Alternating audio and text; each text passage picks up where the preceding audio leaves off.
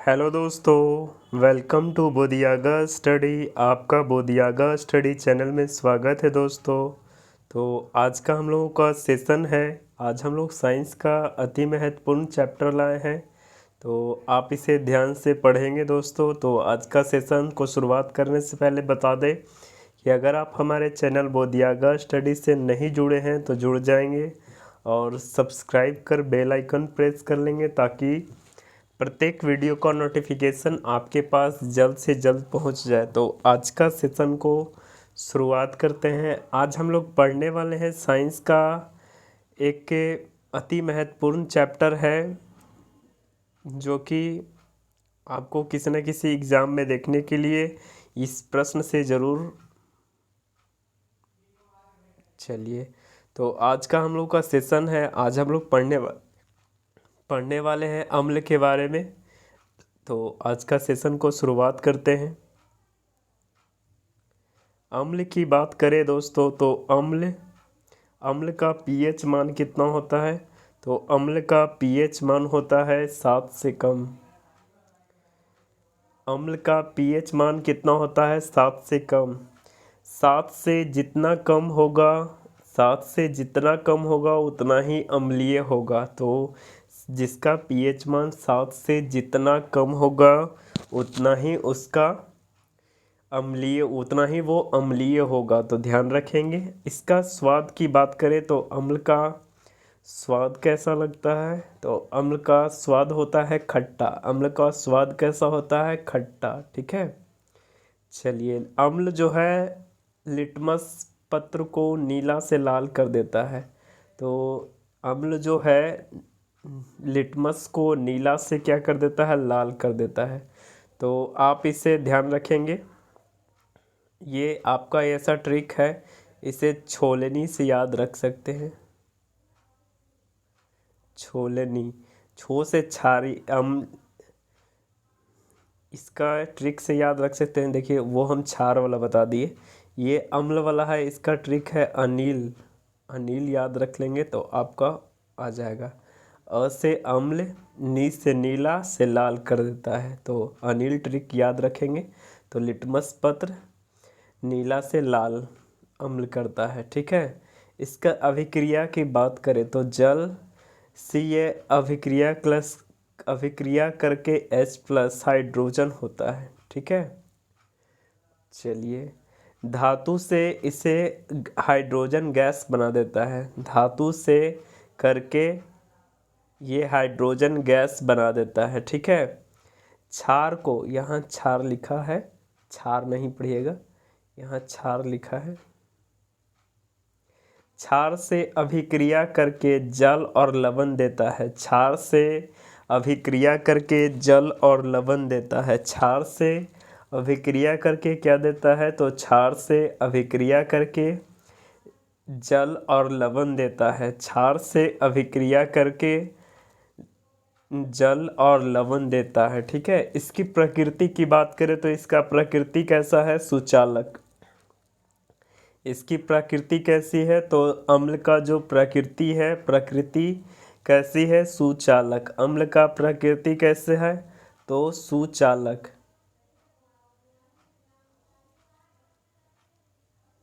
चलिए, अम्ल की बात कर लेते हैं। इसका पीएच मान 7 से कम होता है। जिसका जितना कम होगा पीएच मान वो उतना ही अम्लीय होगा। ठीक है। अम्ल का स्वाद कैसा होता है? खट्टा।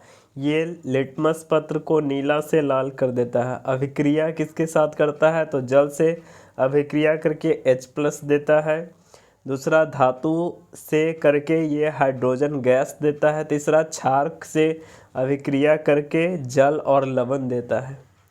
क्षार से अभिक्रिया करके क्या देता है? जल और लवण देता है। इसकी प्रकृति की बात करें तो इसकी प्रकृति कैसी है? सुचालक।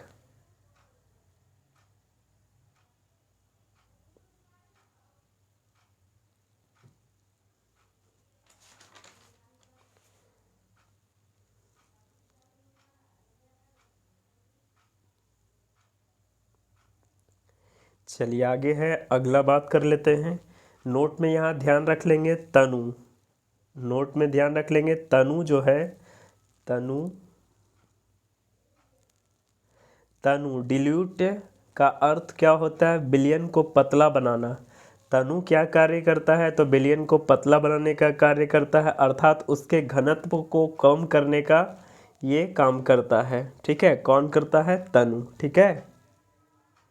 अम्ल को तनु बनाने के लिए पानी में अम्ल मिलाया जाता है। अम्ल को तनु बनाने के लिए यानी पतला बनाने के लिए, अम्ल को तनु यानी पतला बनाने के लिए पानी में अम्ल मिलाया जाता है। ठीक है, किसमें अम्ल मिलाया जाता है? तो पानी में अम्ल को मिलाया जाता है। ठीक है, आगे बढ़ते हैं। कपड़ा में लगे दाग, कपड़ा में जो लगा दाग है धब्बे को हटाने के लिए, कपड़े में लगे दाग धब्बे को हटाने के लिए ऑक्जेलिक अम्ल। चलिए, तो ध्यान रख लेंगे, कपड़ा में लगे दाग को हटाने के लिए, कपड़े में लगे दाग को हटाने के लिए क्या किया जाता है? ऑक्जेलिक अम्ल C2H2, या फिर इसे क्या कर सकते हैं? COOH का होल ट्वाइस। ठीक है, तो कपड़े में लगे दाग को धब्बे को हटाने के लिए ऑक्जेलिक अम्ल C2H2O4। ठीक है, C2H2O4, या फिर इसे कह सकते हैं COOH का होल ट्वाइस। ठीक है, चलिए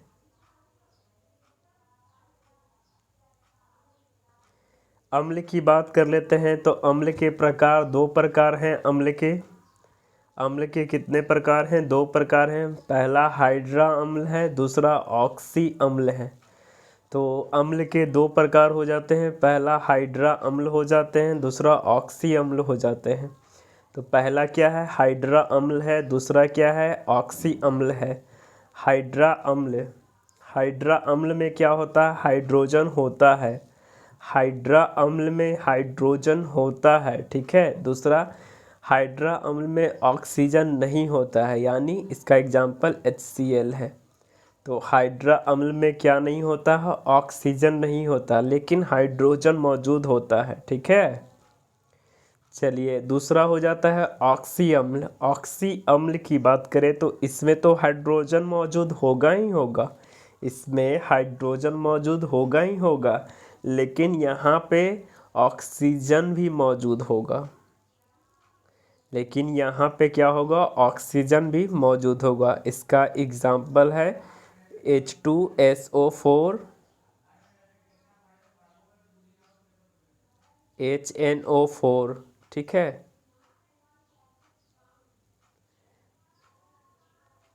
तो ध्यान रख लेंगे, अम्ल के दो प्रकार हैं, हाइड्रा अम्ल है, दूसरा ऑक्सी अम्ल है।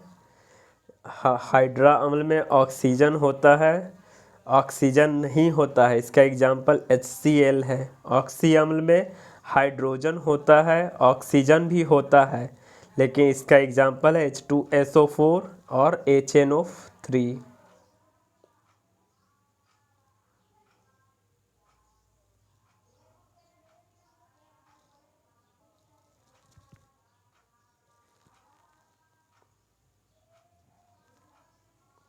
चलिए, तो ध्यान रखेंगे, यहाँ पे आप जानिए प्रमुख पदार्थों में पाया जाने वाला अम्ल।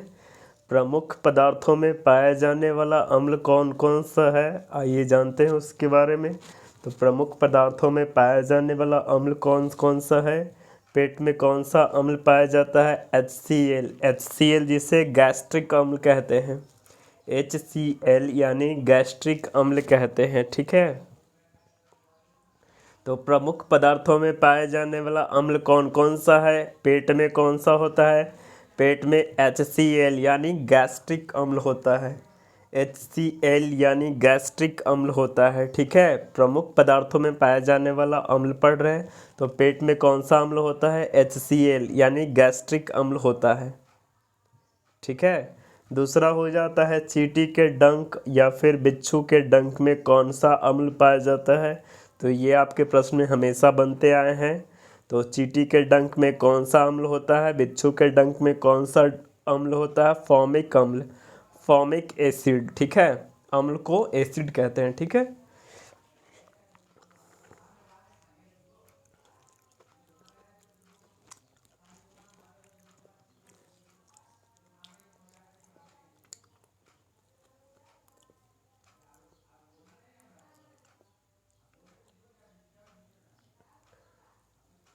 चींटी के डंक में कौन सा अम्ल पाया जाता है और बिच्छू के डंक में कौन सा अम्ल पाया जाता है? तो चींटी के डंक में प्लस बिच्छू के डंक में फॉर्मिक अम्ल पाया जाता है।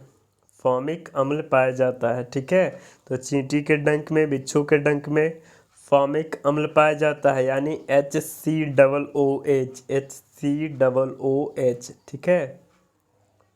तो ध्यान रखेंगे। पेट में कौन सा अम्ल पाया जाता है? HCl, यानी गैस्ट्रिक अम्ल। चींटी के डंक में कौन सा अम्ल पाया जाता है? बिच्छू के डंक में कौन सा अम्ल पाया जाता है? फॉर्मिक अम्ल पाया जाता है, HCOOH, ठीक है। अच्छा, बिच्छू के जो डंक में वो पाया जाता है, बिच्छू के डंक में वो कौन सा रसायन होता है? तो बिच्छू के जो डंक में वो रसायन कौन सा पाया जाता है? फेरोमोन्स नामक रसायन पाया जाता है। फेरोमोन्स नामक रसायन पाया जाता है। फेरोमोन्स नामक रसायन पाया जाता है। फेरोमोन्स नामक रसायन पाया जाता है, ठीक है। फेरोमोन्स नामक रसायन पाया जाता है। बिच्छू के डंक में कौन सा रसायन पाया जाता है? फेरोमोन्स नामक रसायन पाया जाता है, ठीक है। चलिए, तो आगे बढ़ जाते हैं। आगे बात करते हैं सिरका। सिरका, जिसे अंग्रेजी में विनेगर भी कहते हैं। सिरका में एसिटिक अम्ल पाया जाता है या फिर एथेनोइक अम्ल भी कह सकते हैं, ठीक है। तो सिरका में कौन सा अम्ल पाया जाता है? सॉरी, सिरका, हाँ ठीक है। सिरका या फिर विनेगर में कौन सा अम्ल पाया जाता है? एसिटिक अम्ल पाया जाता है। तो सिरका में, विनेगर में कौन सा अम्ल पाया जाता है? एसिटिक अम्ल पाया जाता है। एसिटिक अम्ल, या फिर इसका एक अन्य नाम है एथेनोइक अम्ल। एसिटिक अम्ल या फिर एथेनोइक अम्ल पाया जाता है, ठीक है। इसका सूत्र की बात करें तो CH3COOH, CH3COOH, ठीक है। ये आपका एसिटिक अम्ल या एथेनोइक अम्ल का ये सूत्र है। चलिए, आगे बढ़ जाते हैं। खट्टा फल की बात करें। खट्टा फल या फिर खट्टा दूध में कौन सा अम्ल पाया जाता है? सिट्रिक अम्ल पाया जाता है। खट्टा फल या फिर खट्टा दूध में कौन सा अम्ल पाया जाता है? तो खट्टा फल या फिर खट्टा दूध में पाया जाता है सिट्रिक अम्ल, ठीक है। तो ध्यान रख लेंगे। खट्टा फल प्लस खट्टा दूध में कौन सा अम्ल पाया जाता है? सिट्रिक अम्ल पाया जाता है, ठीक है। इसे ध्यान रखेंगे। दूध प्लस दही में कौन सा अम्ल पाया जाता है? लैक्टिक अम्ल। लैक्टिक अम्ल के कारण ही थकान उत्पन्न होता है, आप इसे ध्यान रख लेंगे। तो दूध प्लस दही में कौन सा अम्ल पाया जाता है? लैक्टिक अम्ल पाया जाता है, जिससे ये थकान उत्पन्न करता है, ठीक है। मक्खन की बात करें तो मक्खन में कौन सा अम्ल पाया जाता है? तो मक्खन में पाया जाता है ब्यूटिक अम्ल। मक्खन में कौन सा अम्ल पाया जाता है? तो ब्यूटिक अम्ल पाया जाता है। मक्खन में कौन सा अम्ल पाया जाता है? तो ब्यूटिक अम्ल पाया जाता है, ठीक है। आगे बढ़ते हैं। सेव की बात करते हैं। सेव में कौन सा अम्ल पाया जाता है? तो सेब में कौन सा अम्ल पाया जाता है? तो सेब में मौलिक अम्ल पाया जाता है। सेब में कौन सा अम्ल पाया जाता है? तो सेब में मौलिक अम्ल पाया जाता है, ठीक है। तो सेब में कौन सा अम्ल पाया जाता है? मौलिक अम्ल। चलिए, आगे बढ़ते हैं। आगे बात करते हैं, इमली की बात करते हैं। तो इमली में कौन सा अम्ल पाया जाता है? तो इमली में टार्टरिक अम्ल पाया जाता है। इमली में कौन सा अम्ल पाया जाता है? तो टार्टरिक अम्ल पाया जाता है। तो ध्यान रखेंगे, इमली में कौन सा अम्ल पाया जाता है? टार्टरिक अम्ल पाया जाता है। तो ध्यान रख लेंगे, इमली में कौन सा अम्ल पाया जाता है? टार्टरिक अम्ल पाया जाता है। तो ध्यान रख लेंगे दोस्तों।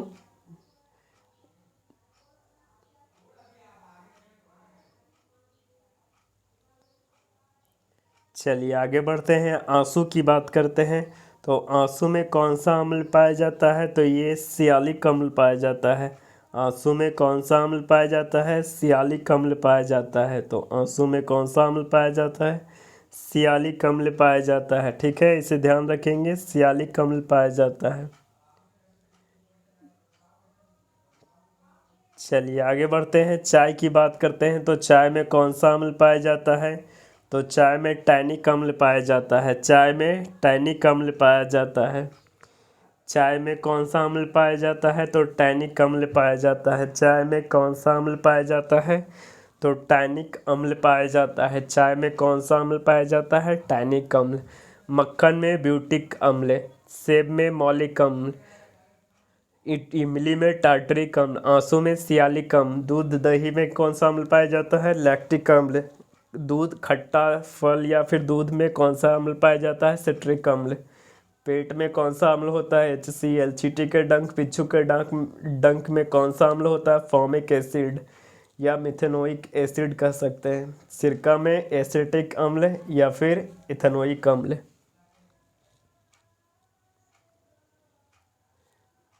चलिए आगे है, घास प्लस पत्ता में कौन सा अम्ल पाया जाता है? तो घास प्लस पत्ता में कौन सा अम्ल पाया जाता है? बेंजोइक अम्ल। घास प्लस पत्ता में कौन सा अम्ल पाया जाता है? घास और पत्ता में तो बेंजोइक अम्ल पाया जाता है। घास और पत्ता में कौन सा अम्ल पाया जाता है? बेंजोइक अम्ल पाया जाता है। घास और पत्ता में कौन सा अम्ल पाया जाता है? तो बेंजोइक अम्ल पाया जाता है। घास और पत्ता में कौन सा अम्ल पाया जाता है? बेंजोइक अम्ल पाया जाता है।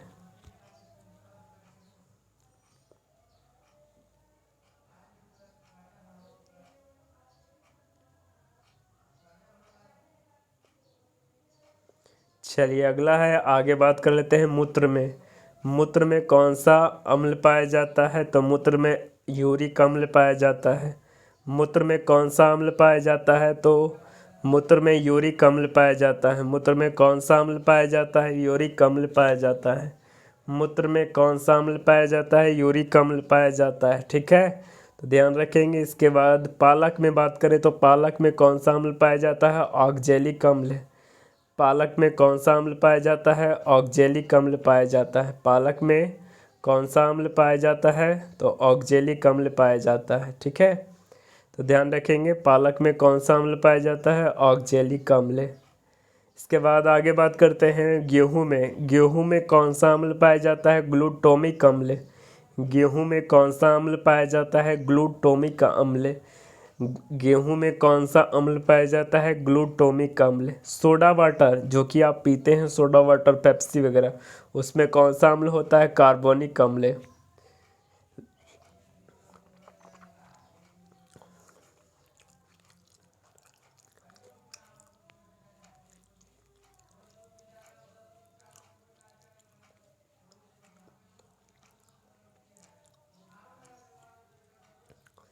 सोडा वाटर में कौन सा अम्ल पाया जाता है? कार्बोनिक अम्ल पाया जाता है। सोडा वाटर में कौन सा अम्ल पाया जाता है? कार्बोनिक अम्ल पाया जाता है। सोडा वाटर में कौन सा अम्ल पाया जाता है? कार्बोनिक। जठर रस में कौन सा अम्ल पाया जाता है? पेट को ही जठर रस में कौन सा अम्ल होता है? HCl, हाइड्रोक्लोरिक अम्ल। ठीक है, पाचक रस में कौन सा अम्ल होता है? अमीनो अम्ल। पाचक रस में कौन सा अम्ल होता है? अमीनो अम्ल। तो ध्यान रख लेंगे।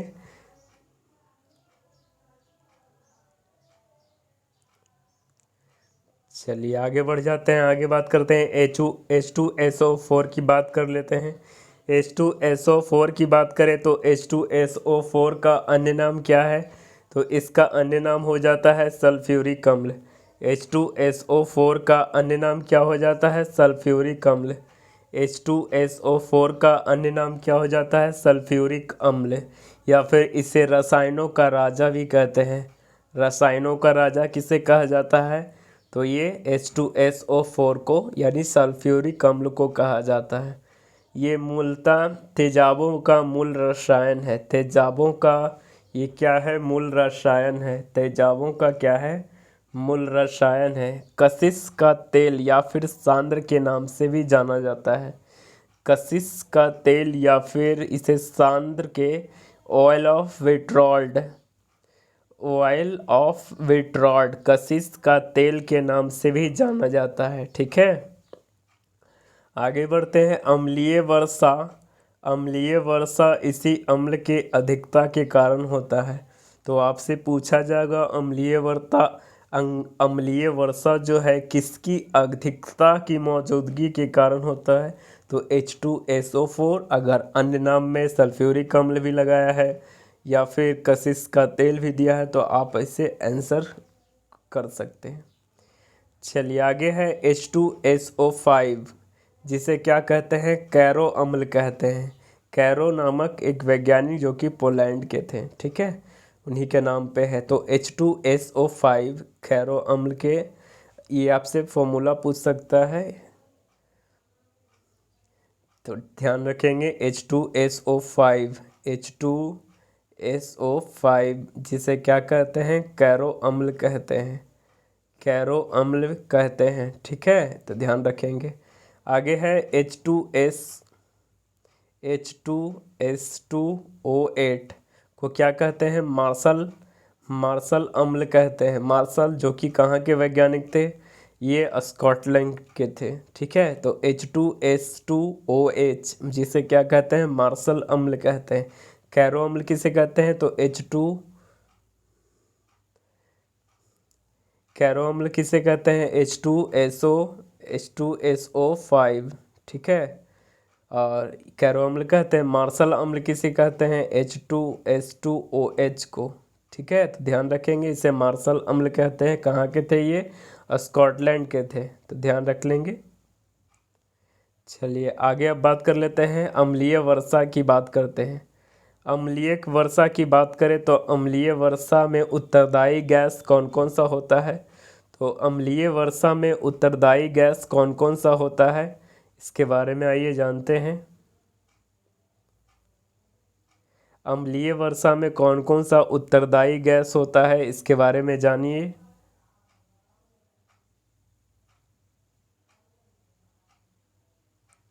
अम्लीय वर्षा में उत्तरदायी गैस कौन कौन सा होता है? तो पहला उत्तरदायी गैस SO2 और NO2, ठीक है, SO2 और NO2 होता है मौजूदगी के कारण। ये आपके अभी हाल ही में बिहार फायरमैन का एग्ज़ाम पड़ा था, उसमें पूछा गया था, ठीक है, तो ध्यान रखेंगे। 27 मार्च को एग्ज़ाम पड़ा था उसमें। तो अम्लीय वर्षा का उत्तरदायी गैस कौन कौन सा है? तो SO2 और फिर NO2, ठीक है। अम्लीय वर्षा में बनने वाला अम्ल कौन सा है? H2SO4 और HNO3, तो ध्यान रख लेंगे। तो इसमें बनने वाला अम्ल कौन सा है? H2SO4, HNO3। इससे नुकसान क्या होता है अम्लीय वर्षा से? तो जो इमारत बने होते हैं उसके बाहर जो है काली काली परत एवं दरार पड़ना चालू हो जाता है, ठीक है। चलिए आगे है, नमक का तेजाब किसे कहा जाता है? तो नमक का तेजाब कहा जाता है HCl को। नमक का तेजाब किसे कहा जाता है? HCl को। नमक का तेजाब किसे कहा जाता है? HCl को, ठीक है। तो नमक का तेजाब इसे कहते हैं HCl को। गंधक का तेजाब किसे कहा जाता है? तो गंधक का तेजाब कहा जाता है किसे? तो ये कहा जाता है H2SO4 को। गंधक का तेजाब किसे कहा जाता है? तो H2SO4 को। आगे है सोरा का तेजाब किसे कहा जाता है? तो सोरा का तेजाब किसे कहा जाता है? तो सोरा का तेजाब कहा जाता है, सोरा का तेजाब किसे कहा जाता है? तो इसे HNO3 को कहा जाता है। HNO3 को कहा जाता है सोरा का तेजाब। HNO3 को क्या कहा जाता है? सोरा का तेजाब कहा जाता है, ठीक है। और इसे विस्फोटक बनाने में, एक्वारेजिया बनाने में प्रयोग किया जाता है।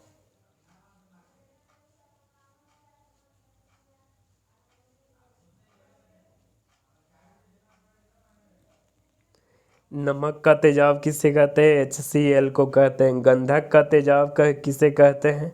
H2SO4 को कहते हैं, ठीक है। तो नमक का तेजाब HCl को, गंधक का तेजाब H2SO4 को, सोरा का तेजाब HNO3 को, जो कि इसे विस्फोटक बनाने में और एक्वारेजिया बनाने में प्रयोग किया जाता है, ठीक है। चलिए तो ये था आपका अम्ल से रिलेटेड यह टॉपिक था, तो आपको यह काफ़ी बेहद अच्छा लगा होगा। एक बार फिर से पुनः रिवाइज स्पीड में कर लेते हैं इसे।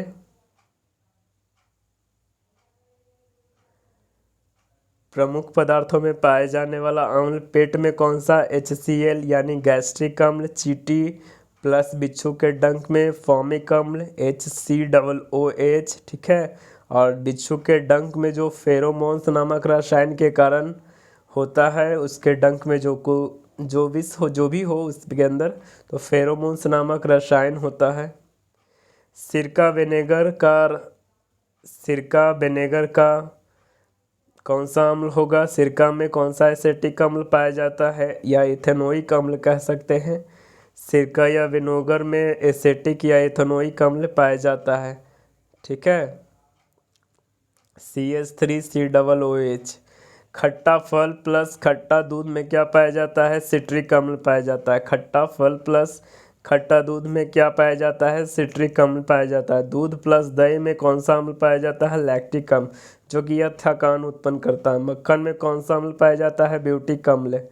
मक्खन में कौन सा अम्ल पाया जाता है? ब्यूटिक अम्ल। सेब की बात करें तो सेब में कौन सा अम्ल पाया जाता है? मौलिक अम्ल। तो सेब में कौन सा अम्ल पाया जाता है? मौलिक अम्ल पाया जाता है, ठीक है। इमली की बात करें तो इमली में कौन सा अम्ल पाया जाता है?